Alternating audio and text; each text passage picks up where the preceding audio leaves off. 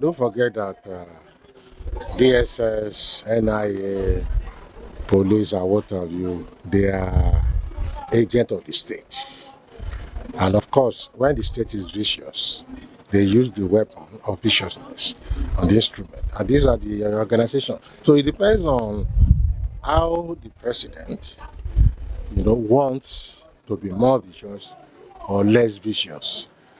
As we are talking now, the president can say, release all illegally detained protesters. And that's the end. There's nothing anybody can do.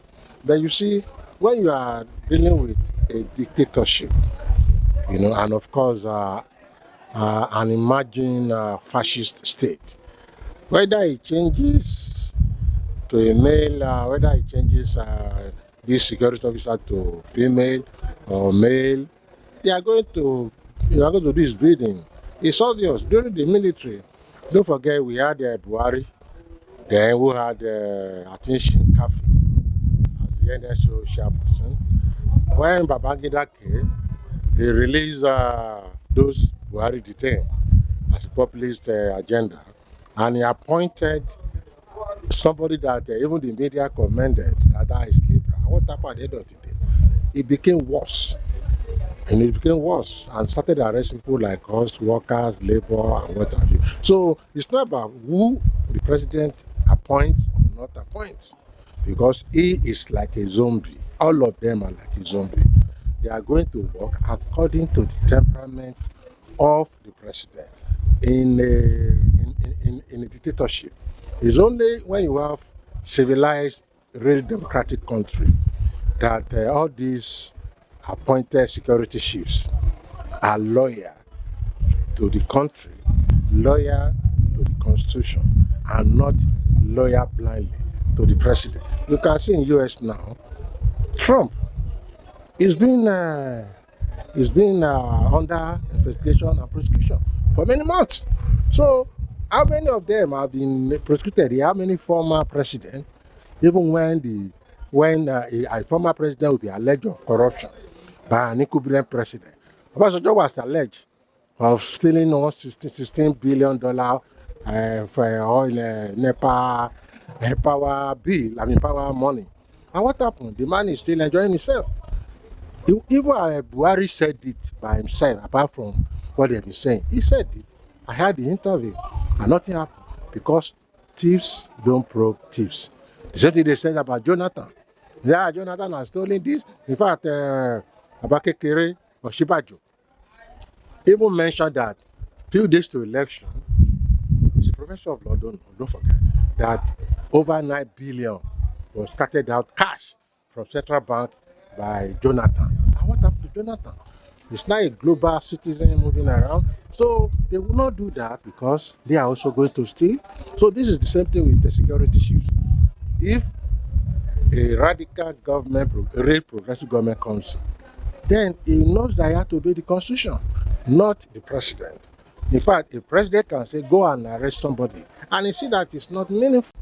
Where revolution is already on. That's the truth. Because people are challenging government on the basis of bad governance. And don't let us forget, protesters that we see on the street, they are less than 10% of other protesters.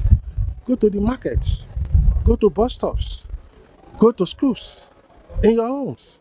People are cursing the government, abusing government. People are giving support to protesters. I remember when we did this 2012 oil subsidy thing during Jonathan. We trekked from Ijayi to Ojota as one of our days. Do you know that some women, elderly women, when we got to Agidigbo area, they were giving us pure water and Pepsi. These are real protesters too. But government knows, but they deceive themselves, that they are just people. No! Hunger is not for few people. Insecurity is not. A doctor has been kidnapped for about 8 months now with his family. And a nursing mother, for that matter, is even pregnant. So that shows that a bad government does not touch protesters alone. A lady, when they have this, their custom rice stampede. He said, and when you look at the lady, it looks like a daughter from middle class.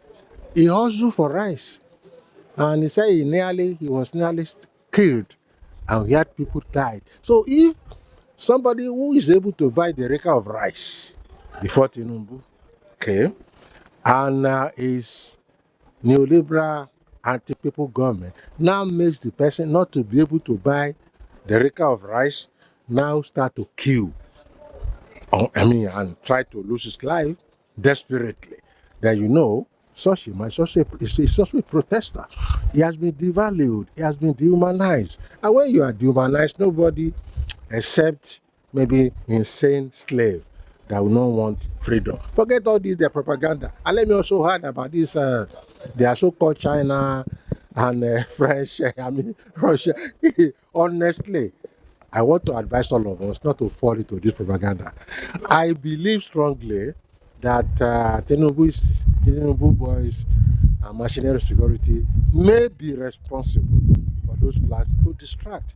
So if we have a massive protest in Yoruba land now, don't forget they may come out with a Benin Republic flag to say, yes, the Yoruba people, some people in Yoruba land have been saying Ileya. So this is a man whose government have brought so many funny propaganda. You know, we have the Oro, the fake Oro. I'm an Oro man, at least by culture. And I know you don't bring Oro out like that. No. Every culture in Nigeria, in Yoruba land especially, have their own time schedule. So you don't just bring Oro. And Oro is one of the most respected and fearful cult. Not to talk of Igunoko. They brought Oro, they brought Igunoko. So this government could have been, if I want to believe, they are responsible for this China, Russia flag just to blackmail that, okay, because they were in Niger and in maybe Chad or Mali, they want to do similar thing here. It's a lie. Babangida government once said that Ganifa Weyimi burn his own house so that he can blackmail government. In what Professor Gigi Dara called Ghanesidia self-combustion. So we are experienced now. I mean, you two are experienced. So government use propaganda. To look at where the picture, to some fools, they agree, they believed. And the first statement I put, you guys are insane. Even lawyers agree. Felony, treasonable, they're just talking nonsense. And what about the end of the day? They withdraw all the charges. No single trial. So that's why we had this judge that is giving people 2 months detention. That is a decree. That's a decree. What they did is just to come, establish a decree, and pass it through the judiciary to look democratic. It's not. Because if you have kept people for 21 days and you don't have facts to prosecute them, you have to release them. So coming to your court and you decided to give them 60 days, that's a threat to democracy. And people should not, I always advise government for Nigerians, not only we actually that fall for democracy, many Nigerians. So I advise them, they should not over-exaggerate democracy if it doesn't fulfill its basic function. Good governance, full security, security of life and property. And of course, good life for everybody. It does become an elitist romance. Simple. And the masses may not be interested in such because they are hungry and they want food. Thank you.